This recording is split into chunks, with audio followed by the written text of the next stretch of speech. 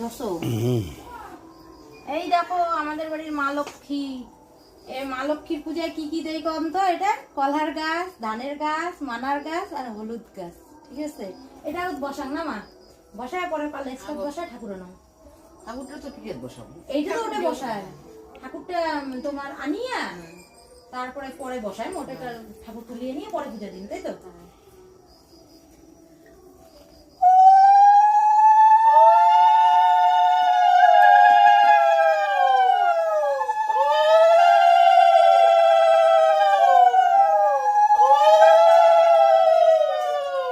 পরে ধান দুপা দিয়ে ঘরটার বসাম না, ঠাকুরটা নিয়ে সঙ্গে ঠাকুরটা তো ইয়ে বসাবো, ওইটার গা ঢালে দেবো তো, নালে করে দেবো ঠাকুর পাঠান।